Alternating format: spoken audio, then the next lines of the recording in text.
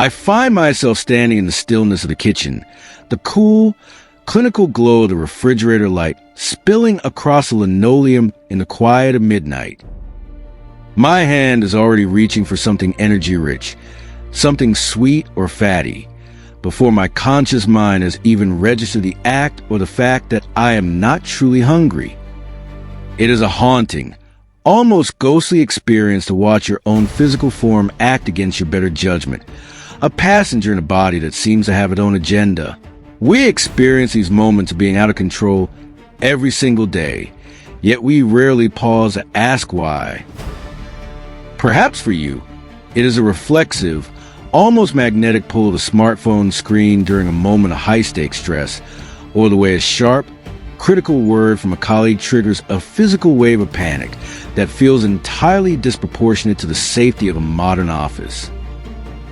We are the inheritors of an environmental windfall that our ancestors could not have dreamed of, surrounded by an abundance of food, information, and physical security. Yet we are haunted by the shadows of their scarcity. Why does the modern world feel so perpetually overwhelming to a brain that is supposedly the most sophisticated machine in the known universe? This tension you feel in a moment of impulse is not a personal failure of willpower, nor is it a sign of a broken character. Instead, it is a visceral evidence of profound biological friction. You are navigating a digital, high-speed reality using a biological operating system that was written for a very different world. To understand why we struggle, we must look past our daily frustrations and peer into the source code itself, recognizing that the very impulses that once kept us alive are now the very ones causing us the most modern distress. The problem isn't you, it is your outdated code.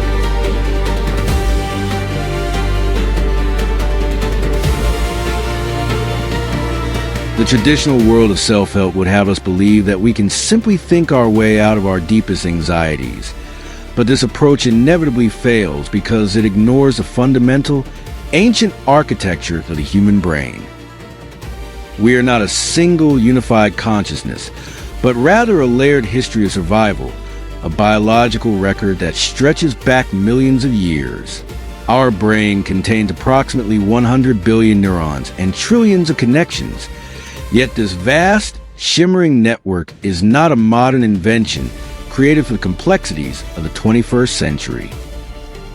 The first creatures with brains were fish, and as we evolved, additional brain parts accumulated like layers of ancient sediment, each adding a new level function without ever fully deleting the old ones. Today, we exist with a dual system that is constantly at odds. The deep brain or subcortex, and the outer brain, known as the cerebral cortex.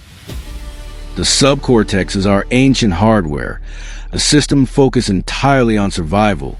In the present moment, it operates automatically, instinctively, and without the need for our conscious permission. Conversely, the cortex is a later evolutionary addition that allows for language, awareness, and the remarkable ability to plan for survival in the distant future.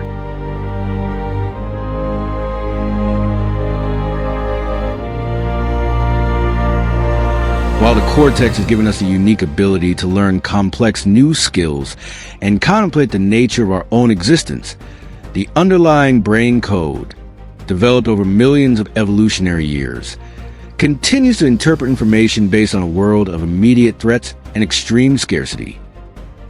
This code has not been updated for our modern environment of overwhelming abundance. We are, quite literally, running Stone Age software on 21st century hardware. When the deep brain senses a reward like sugar or a threat like social rejection, it reacts with the same primal intensity it did when survival was a daily gamble. We see the evolutionary logic of this mismatch in conditions we now label as disorders. Consider seasonal affective disorder, or SAD. In the lean, dark winters of our prehistory, The brain learned to conserve energy by slowing down activity and entering a state of semi-dormancy, a masterstroke of preservation that now manifests as depression in a world where we are expected to be productive year-round. Similarly, postpartum depression can be viewed through the lens of survival, where the brain induces a state of emotional paralysis to signal to the community that a mother's physical and mental strength is insufficient, prompting others to step in and provide the necessary support for the infant's survival. These are not glitches in the system. They are ancient survival programs running in a world that no longer requires them. This unupdated code creates a constant internal conflict, a friction between our primal needs and our modern aspirations, making it feel as though we are fighting a war against our own biology just to make it through a standard Tuesday.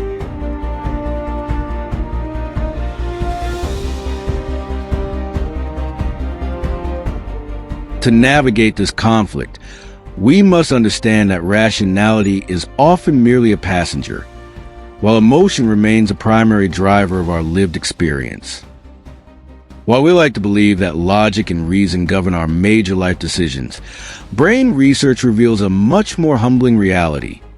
Emotion rules over us because it is the most efficient way the brain has found to ensure survival.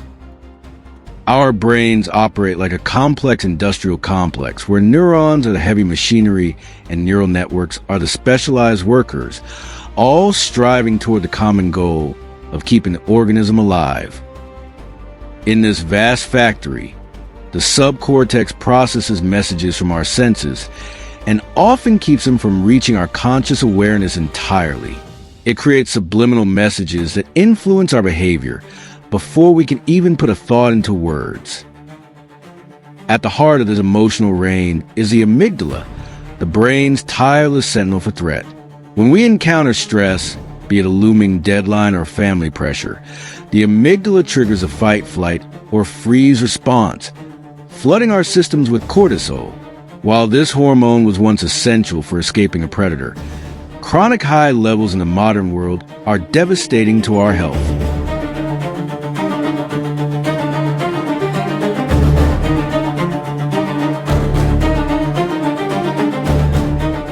Our brain is essentially creating a reality based on what it deems important for survival, filtering out the vast majority of the world around us to focus on potential rewards or lurking dangers. This is where unconscious memory and intuition come into play. These are not mystical or supernatural forces. They are conditioned rules based on every past life experience you have ever had, stored beneath the level of your awareness to trigger immediate action. The brain is so focused on survival that it will even create false memories or utilize simulated forgetting, temporarily hiding memories from our awareness. It believes doing so will help us navigate a perceived threat or maintain a necessary social bond.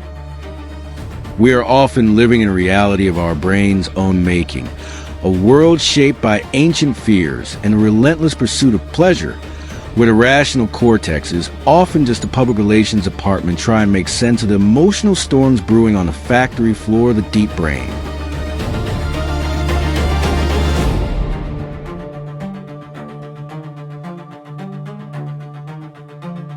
The realization that we are driven by an outdated code can feel disheartening, as if we are trapped in a biological cage. But this understanding is actually the first step toward reclaiming our mental sovereignty. We are not merely victims of our biology. We possess the capacity to become the deliberate architects of our own minds. This shift occurs when we engage the executive function, located in the prefrontal cortex. This area of the brain acts as the ultimate manager, responsible for focusing attention, managing working memory, making high-level decisions, and fostering emotional intelligence. While the subcortex is busy reacting to the world in a series of reflexive outputs, the executive function has the power to issue focused and precise instructions to different areas of the brain through a process called top-down processing. This is the most powerful tool in the human arsenal for reclaiming control.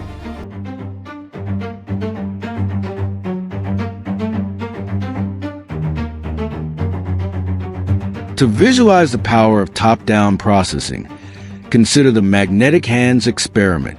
If you were to hold your hands out in front of you, palms facing each other just a few inches apart, and close your eyes, you could use your imagination to visualize a powerful magnet between your palms. By focusing your concentration and anticipating the sensation of attraction, you can actually trigger the neural pathways that control the micro movements of your muscles, causing your hands to slowly draw together without any conscious effort to move them. This is the executive function in action, using thought to influence the physical and emotional machinery of the brain. To truly motivate this executive system and move away from the input-output model of a simpler animal, we must satisfy what we call the motivation triangle: the setting of clear goals, the maintenance of autonomy, and the development of the skills necessary to achieve them. The brain demands autonomy. When it feels coerced or trapped, the deep brain sounds the alarm, leading to resistance and burnout. But when the manager, the executive, provides the brain with a sense of meaning and direction, we move from being reactive to being proactive. Top-down processing allows us to shift our perception, transforming how we respond to stimuli, and effectively changing the brain's role from a passive receiver of data to a sophisticated system capable of creative thinking and innovative problem-solving.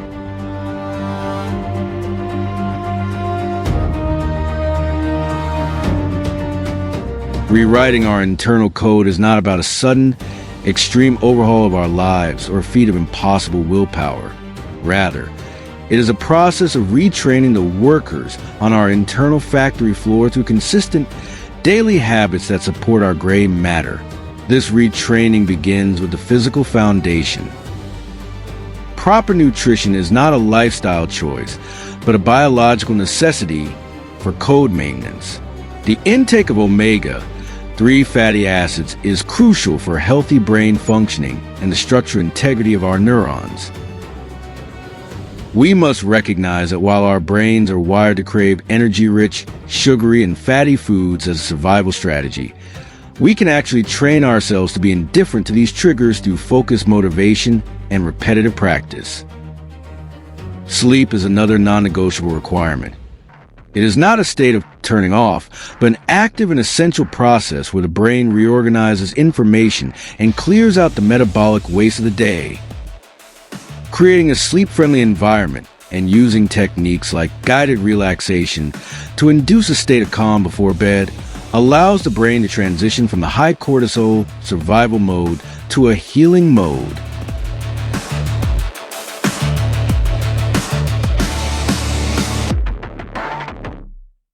Beyond the physical, we can employ a rigorous 40-day exercise designed to strengthen awareness and emotional control.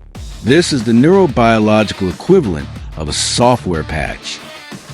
For 40 days, you commit to a practice of intentional emotional regulation. This involves sitting in a quiet space and deliberately summoning a specific emotional memory, perhaps an instance of anger or a moment of deep dissatisfaction. You allow yourself to fully experience the sensation of that emotion in the body, acknowledging the passive state the subcortex has produced. Then, you engage the executive function to consciously regulate the intensity of that emotion, dialing it down through focused breathing and rational reframing, or shifting the focus to a positive sensation. By doing this repeatedly, you are physically improving the neural connections between your cortex and your amygdala. You are teaching the manager how to walk onto the factory floor and soothe the workers when they're overreacting to old alarms. You can even use simulated forgetting to deprioritize memories that no longer serve your survival, helping the brain shift its spectrum to a more active, positive emotional state. This is not about toxic positivity. It is about training the industrial complex of the brain to recognize that the ancient alarms of savannah are no longer necessary in the modern world.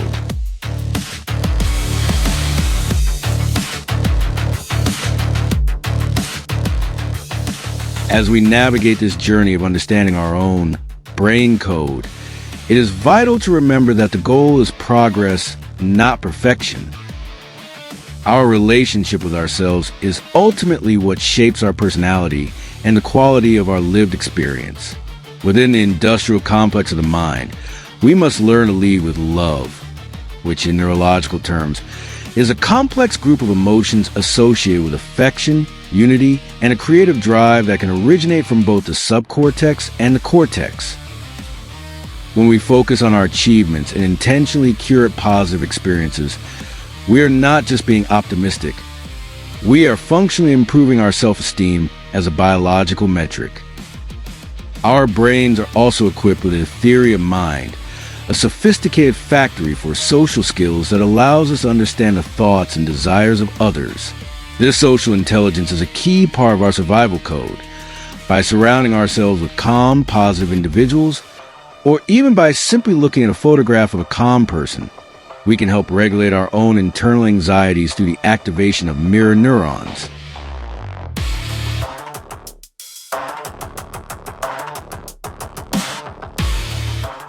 The human brain is more capable, more flexible, and more profound than any computer ever built.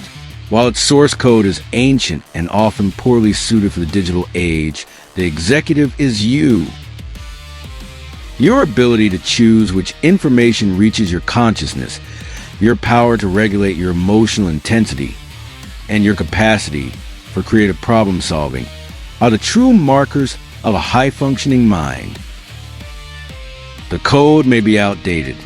The hardware may be prone to overheating in the face of modern stress. But through awareness, proper nutrition, and the deliberate exercise of your executive function, you can rewrite your own narrative. You are the manager of this vast, incredible industrial complex, and with patience and intent, you can move through the modern world not as a ghost trapped in a machine, but as the master of your own mental sovereignty. You have the code. Now, it is time to write the future.